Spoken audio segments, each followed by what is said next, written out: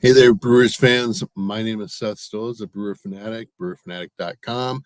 And we've got another Talkin episode today. Today, we're going to be talking sounds with their play-by-play broadcaster, Jeff Hem.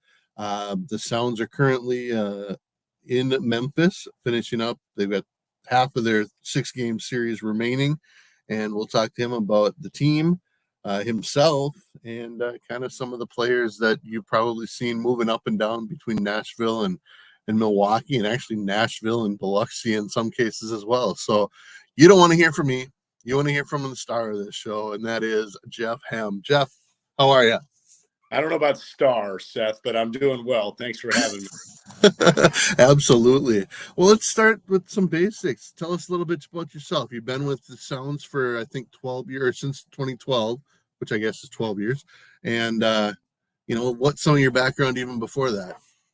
Well, I was in the Midwest League with the Kane County Cougars for 7 years before coming to Nashville. And those are my two main stops. The first ever opportunity to do regular baseball play-by-play was in 2004 with the Battle Creek Yankees, who later became the Great Lakes Loons. Also in the Midwest League, and then got the Kane County job, which was kind of in my home area in suburban Chicago. So that was an opportunity that was hard to pass up when it came about. And I loved it there. I was there for 7 years and was in a really good spot, which allowed me, I felt, to be a little bit more selective in what I pursued as the next opportunity. But in general, I think when you're trying to get to the major leagues as a broadcaster, it sort of works like it does for a player, in that you want to climb up the ranks a little bit. And so the next opportunity was in Nashville in 2012, and I've been here ever since. I love it. It's turned out to be a great spot for me and my family.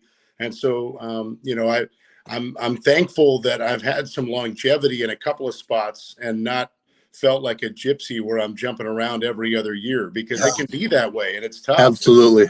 So Especially around fortunate. the COVID last year, a lot of people either lost jobs or transferred or whatever. That was a big deal at that point.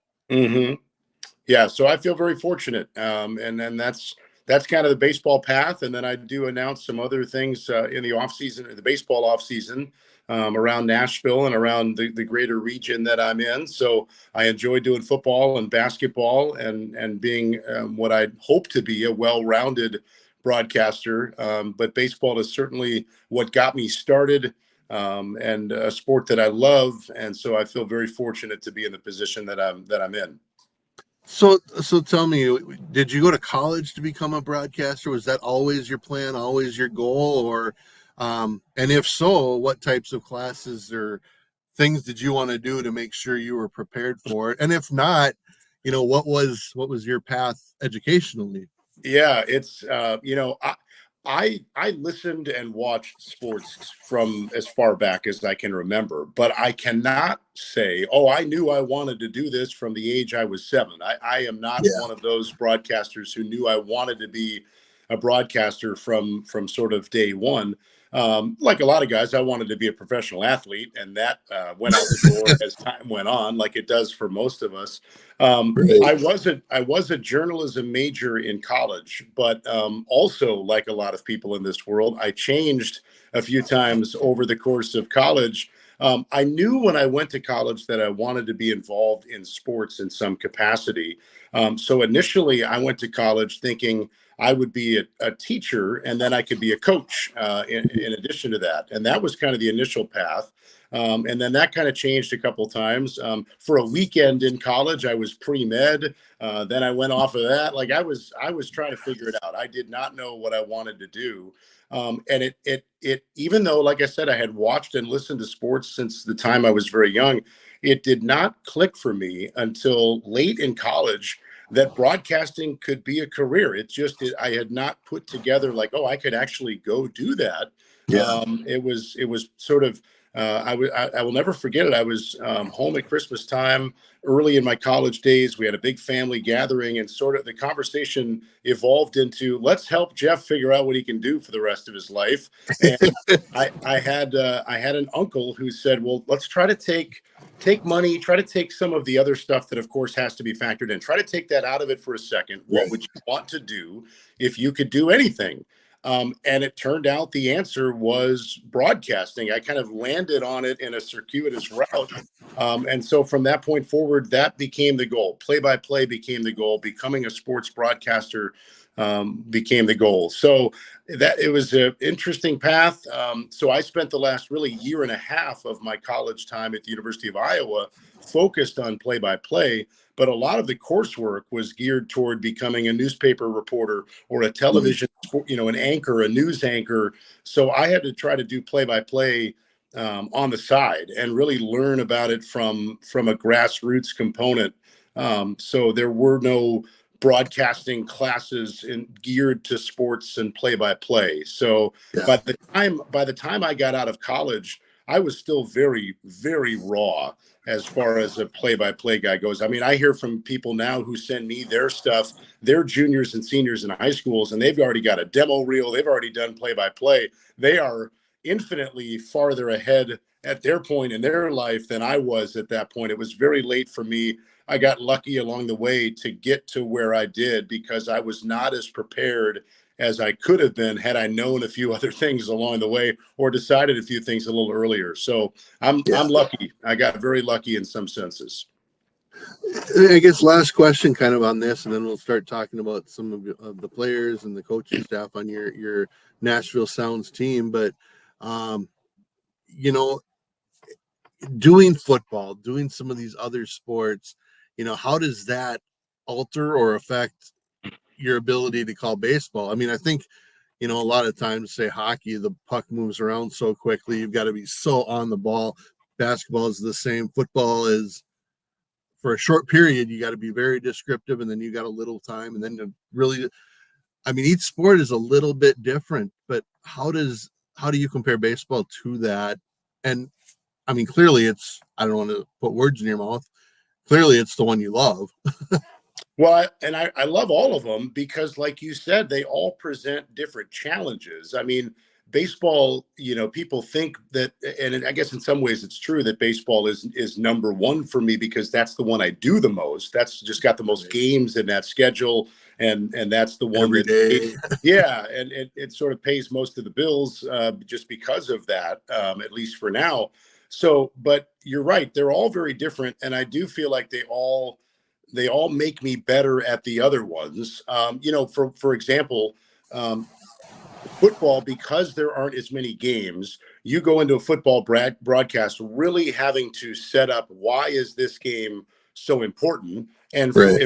if for no other reason, it's because they don't play as many games, so that every win matters a little bit more in that regard. Well, Right. that translates in my brain to how I approach a baseball broadcast, because even if they play more games, which in theory makes the wins and losses by percentage matter differently, in my mind, I think, all right, I still have to set up for the listener why this game matters. And so the Yeah. football broadcast background in my brain wires me to think about it from that standpoint. Even if you have to present it differently, you have to think about it in the same way. So that's just one example where I feel like doing other sports makes my baseball better. And I know that my baseball makes the basketball and football better because of the time you have to fill. Even though the pitch clocks have changed that for the better, you still do have more time to fill in a baseball broadcast. So if you get into a basketball or football broadcast where there's an injury stoppage or the officials are deliberating about some kind of a decision, there's time to fill,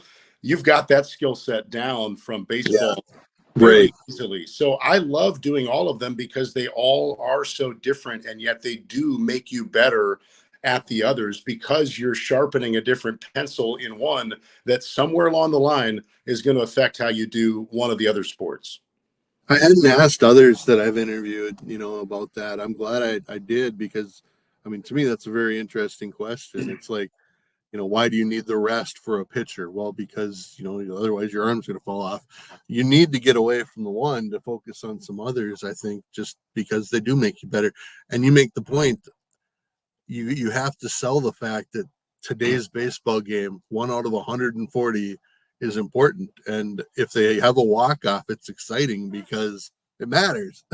Well, and the other cool part too that I love about all of them, and I've tried to get better at this in baseball, because there are so many individual pitches in a baseball game. It's really easy as the announcer to quote unquote take a pitch off, and because you're trying to get a storyline in, or you're trying to read a stat, or you're trying to follow up on the out of town scoreboard or something. You Right. realize that those are important things, but at the end of the day, you've got to be ready on every single pitch, because you never know if that is the one that's going to have the home run robbing catch, or the game winning double, or the big Right. play of the game turns out to happen in the third inning. Yeah. Football and basketball are very much that same way. You can't take your eyes off the action for very long. And baseball, you would think, presents the opportunity to do that. And then you realize, even though there are a higher quantity of pitches, that same moment of the game could happen at any time. And so another element that I love, that they all I feel make me better at the others,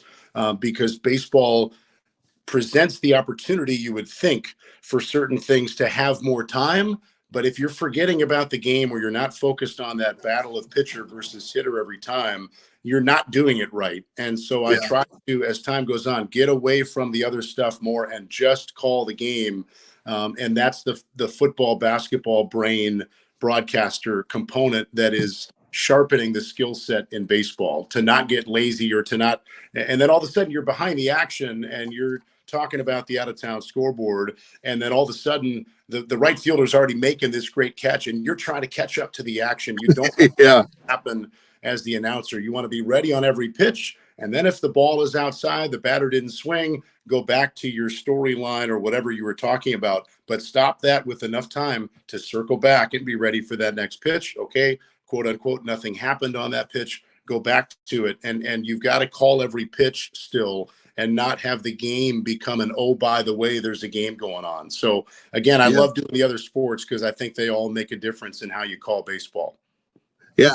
I'm fascinated by this. I mean, I'm sitting here thinking, in football, it's any play in the first quarter, fourth quarter could be the big play. It's a 85-yard touchdown run, or it's a pick six in a key moment. You never know. Yep. In baseball, it could be a big, error. It could be obviously a walk-off you're kind of prepared for, because, it's the ninth inning or whatever. But there's always that play that you've never seen before too, that can happen anytime. So, well, let's transition a little bit. I want to get to the players, but I know that Rick Sweet has been one of the best managers. I think one of the more respected managers in minor league baseball for a long time.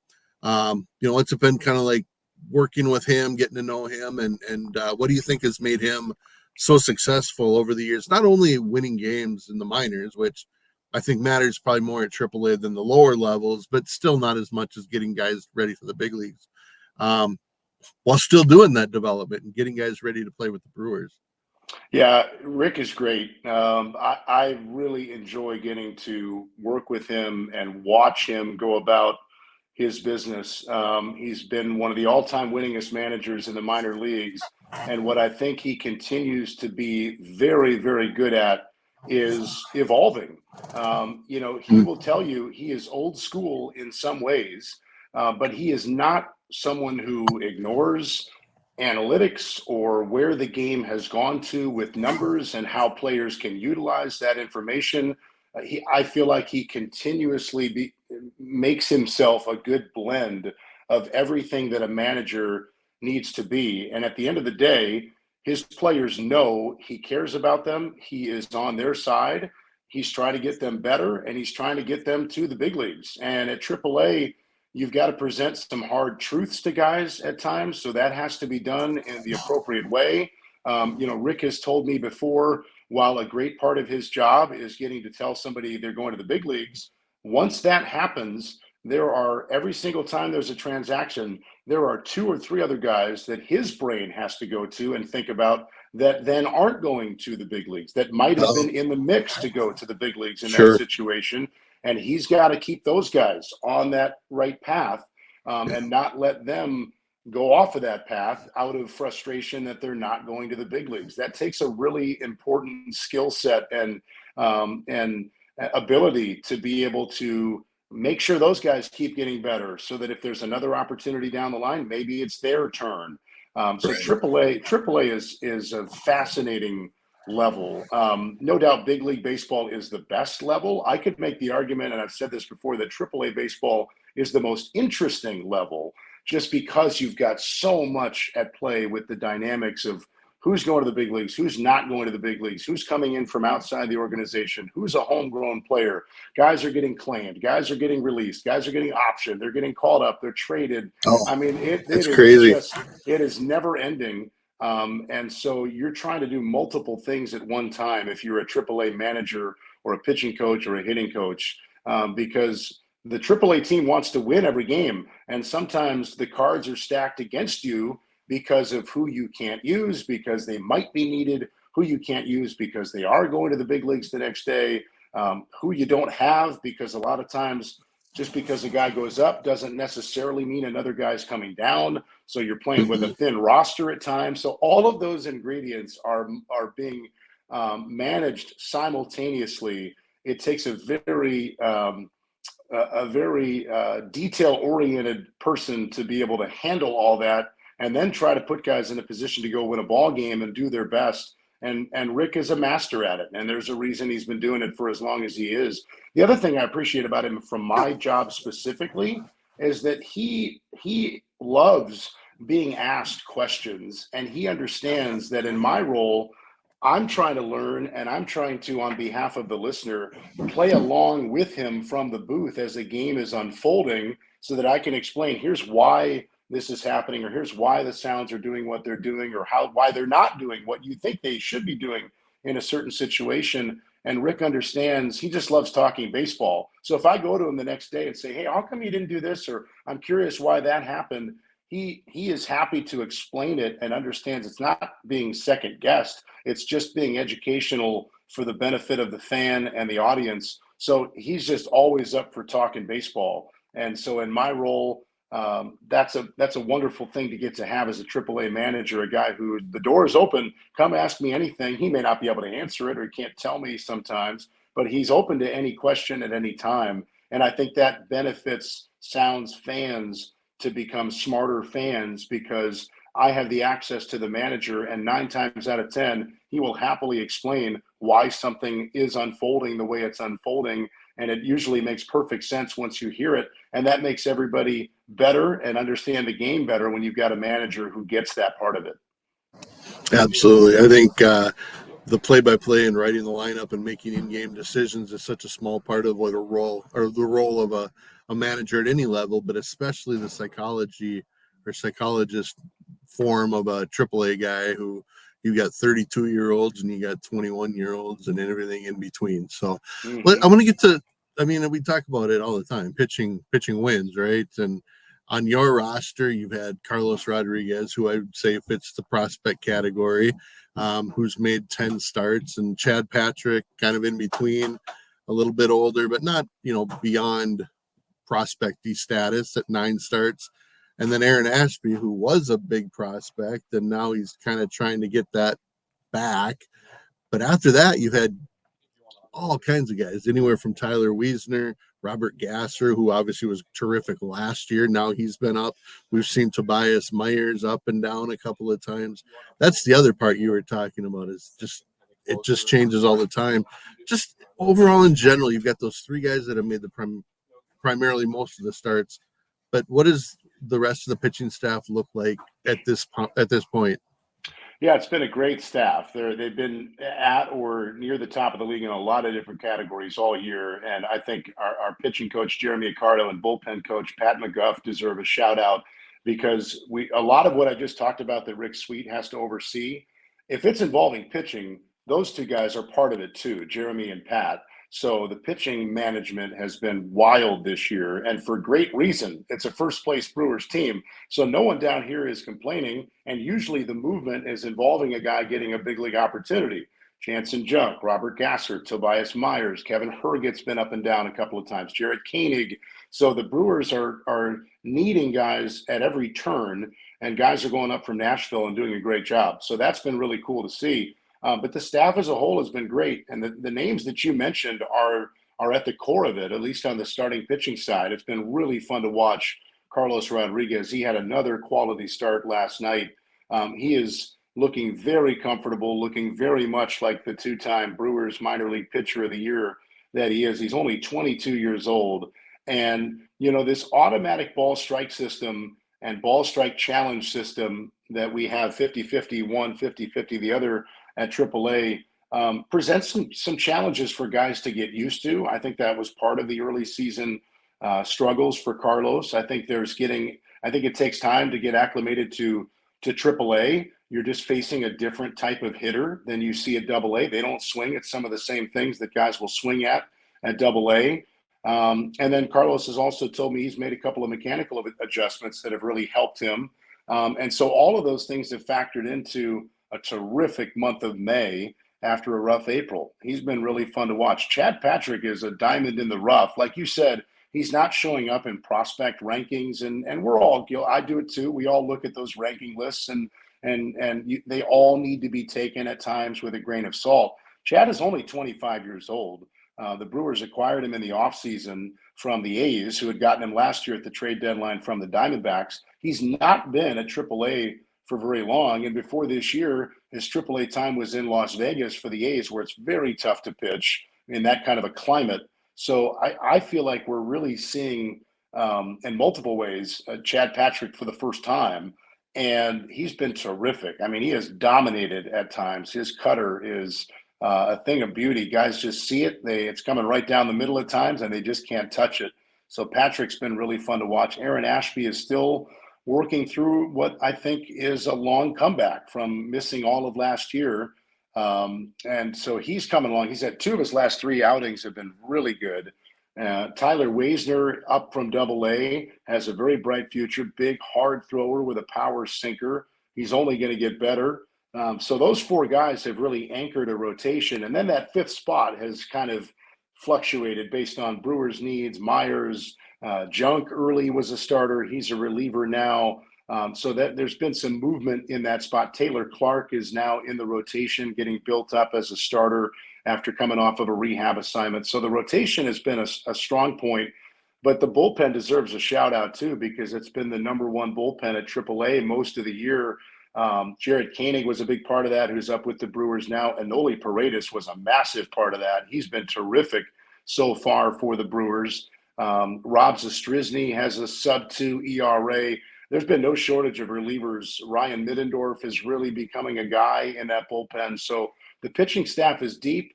The Brewers year in, year out are so good at developing pitchers. And this year's Sounds team seems no different in that regard.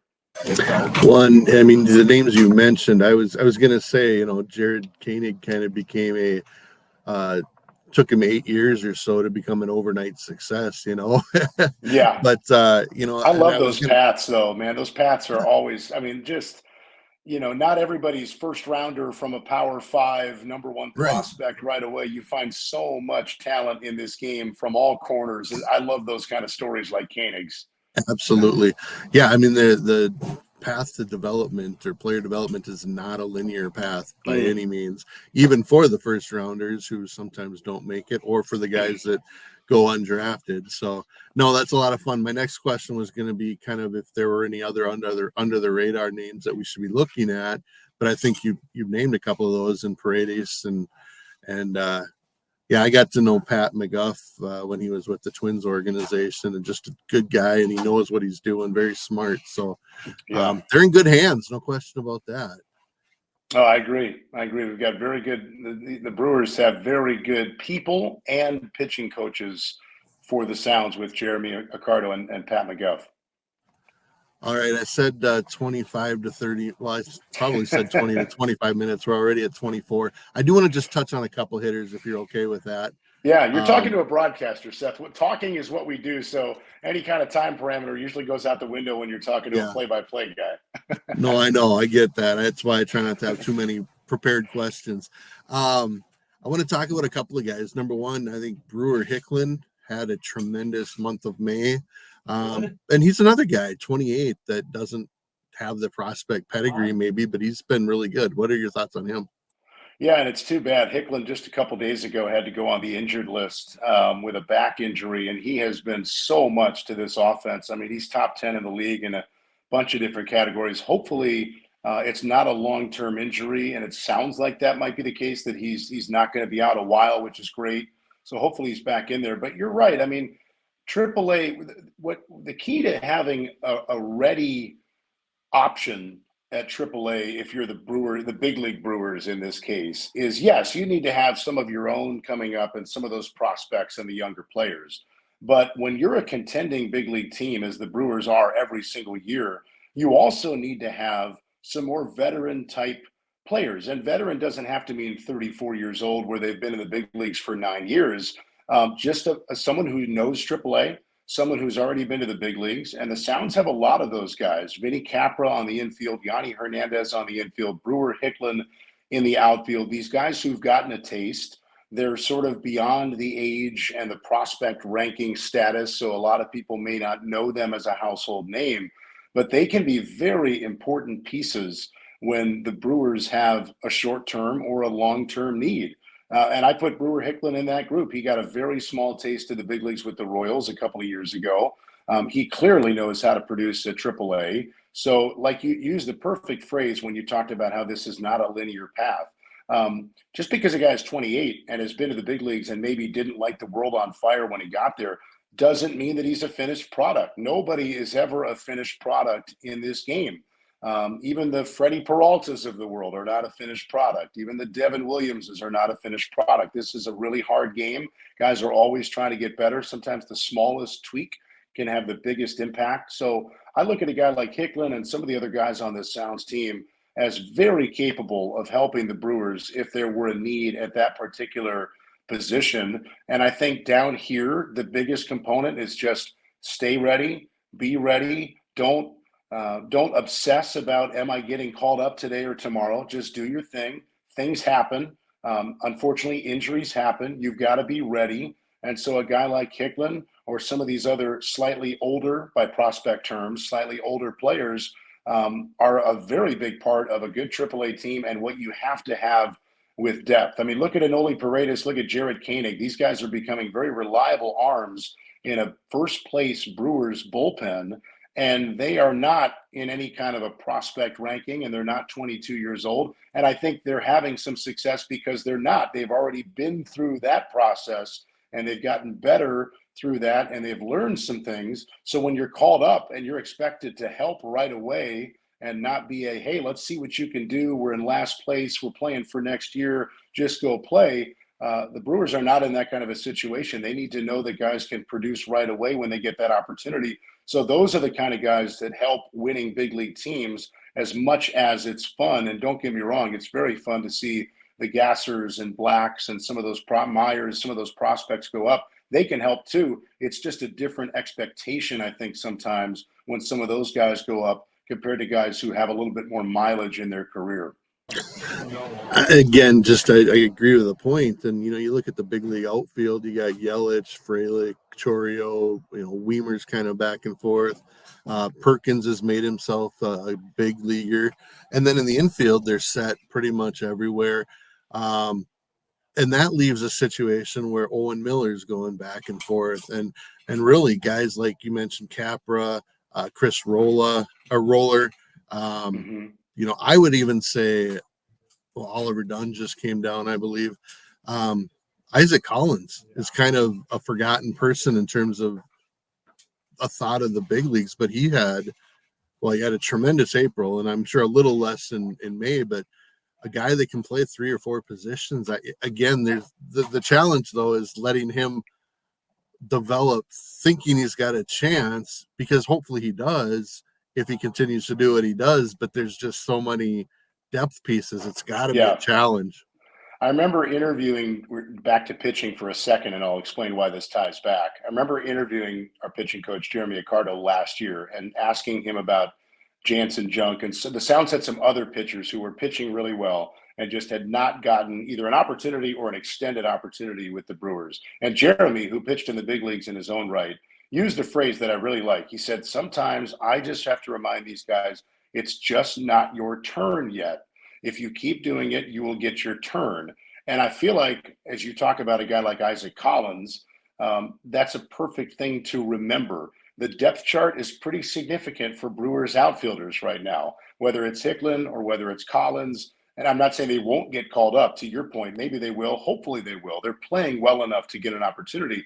But that's one part. You've got to be playing well enough to get the chance. The other part, which is completely out of the player's control, is there an opportunity? And there's a distinct possibility that there's just not an opportunity anytime soon in that Brewers outfield. I mean, on this Sounds team right now, you've got Roller and Weimer who are on the 40-man roster.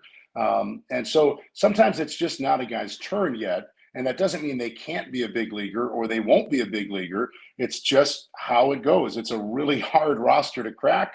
And the Brewers sometimes, I think, too, with these certain call-ups, get very specific in what they need in the short term. Like, I think when Oliver Dunn got sent down, it was twofold. One, he needed to start playing again every day, get some at-bats regularly, and get his offensive game back because Joey Ortiz was playing well, so Dunn was not getting as much playing time.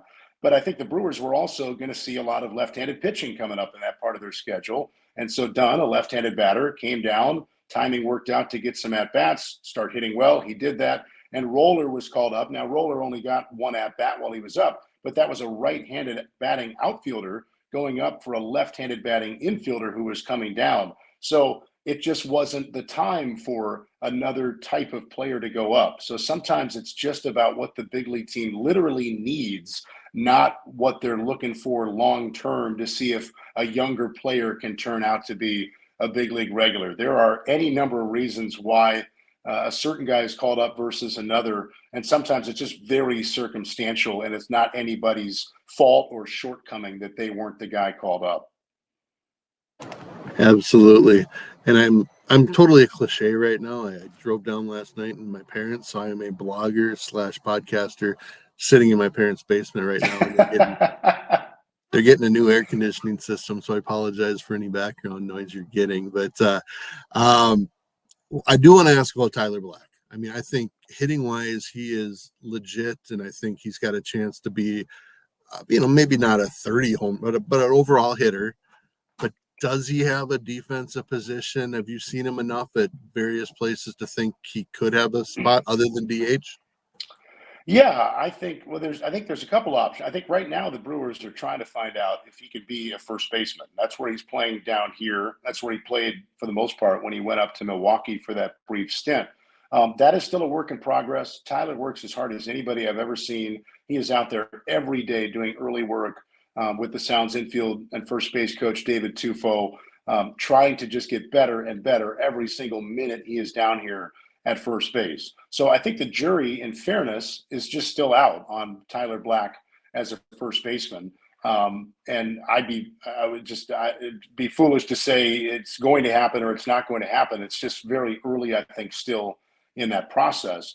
But I think Tyler, because of what you identified, his offensive game and his speed and everything that he brings has so much potential that he at least can be a guy who bounces around as a sort of a super utility type player because he originally was a second baseman. He's played a little bit of third. We're not seeing him in the outfield, but he is so athletic that I have no doubt he could play just about anywhere. If you give him enough time, I think he could play just about anywhere you might want him to learn because he's a savvy player and he works his tail off. And so anyone saying he can't do something is that he's the type of player that's going to be fueled to prove you wrong. So I think first base is the focus right now, and it's just still early to say it's working or it's not working.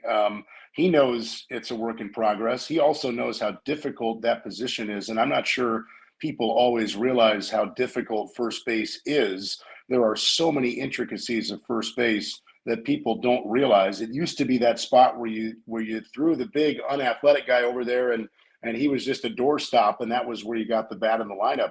I think we all know, as we've all gotten smarter as observers in the last decade, first base is not that way.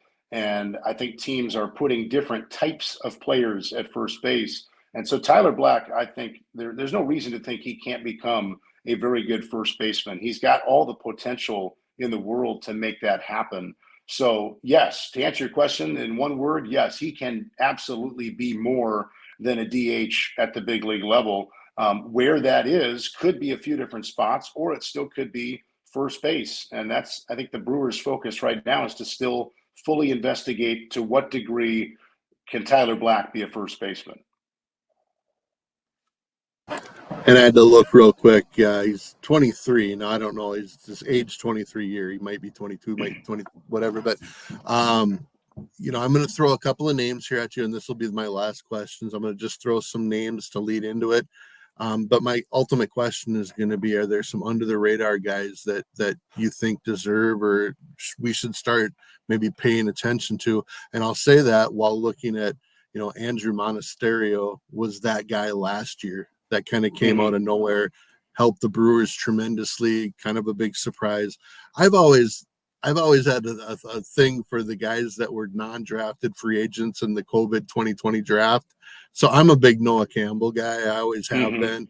I know he got sent back down to Biloxi, but in that vein, again, talking about all these names that we've kind of talked about and the depth, are there a couple names that you kind of say, hey, I think you guys should just take a look or remember this name? Well, and Noah Campbell is a good example of kind of what we've talked about here too, because sometimes it's just not your time yet. And Noah has done nothing wrong at the AAA level. He's just blocked a little bit in kind of the unofficial pecking order based on the positions he plays. So a lot of times, again, it's like, if you're Noah, you'd love to say you're at AAA, but if you're going to play once a week, is that better for you than playing every day down at AA? And so sometimes that just becomes how it evolves. In the same way, guys would love to be in the big leagues, and Oliver Dunn wasn't happy to get sent down, but I know he was happy to come down and get some at-bats again and play every day. So same conversations can happen between AA and AAA sometimes that happen between AAA and the big leagues. I think Isaac Collins fits the category of your question because he's not going to be in any kind of a prospect list, but he's getting more and more impressive as this season goes along. Early on, he got off to a great start. He's proven that it's sustainable through the first 2 months. He's also played a really good center field. He has said some of the analytics the Brewers use to measure like an outfielder's first step, how quickly they read a ball and head in the direction of where the ball is going. Collins has gotten really good numbers in that regard and gotten better and learned some things about center field. So he's proving he's not just a left fielder or a second baseman left fielder or a play all over guy. He's turning out to be a very good center fielder. And he's got the offensive game and he's a switch hitter. So like I said, that doesn't mean he's getting called up tomorrow because like we talked about, the Brewers have a lot of outfielders. Maybe he is getting called up tomorrow. I don't know. But just because he might not doesn't mean it's any fault of his own. He's having a very impressive season. So he's a guy I would mention too, in that category of maybe flying under the radar because he's not on a 40-man roster. He's not on a prospect list. So if you don't see him in those two spots, if you're a fan, you may not know the name or pick up on his talents right away, but he deserves to be on someone's radar based on the season he's had so far.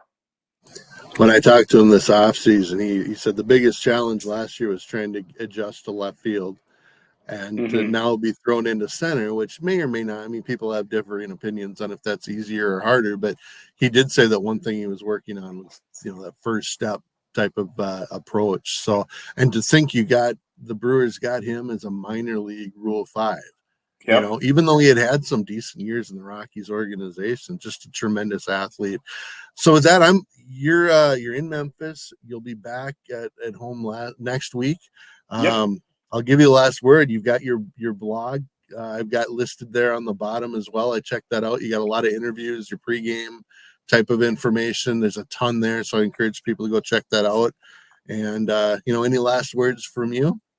Yeah, I appreciate the opportunity to chat with you. And I think people like to hear from the players. And so that's something I'm really trying to do is make sure people get to hear from the players. And so by posting those interviews on that WordPress site that you had scrolling, we also have them in a podcast feed format on Apple or Spotify. People can search Nashville Sounds Rounding Third. We've done some longer podcast style episodes, but then within that, we also post all the interviews every Monday from the previous week get published. So easy way for fans to maybe in Milwaukee or Wisconsin or wherever they may be to keep up with the sounds and hear from the players and coaches and managers themselves. So I try to use the access that I have and get to talk to these guys to then share as much as possible. So thank you for putting that in the scroll. And anybody who wants to hear from the sounds has multiple ways they can do that.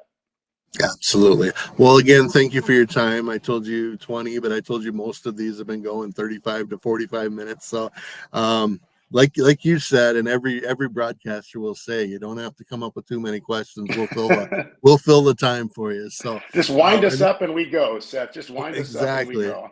And I can do the same. I could literally sit here and enjoy talking about every player. But hey, maybe we should do this again in 2-3 weeks, and we'll find out which players we should be following at that point. And I appreciate your time, and obviously, best wishes to you and your family and the Nashville Sounds. Thanks a lot, Seth. I appreciate it. All right. And to those listening, thanks for listening. Provide any feedback. Who would you like to hear from? And of course, go Brewers, go Sounds.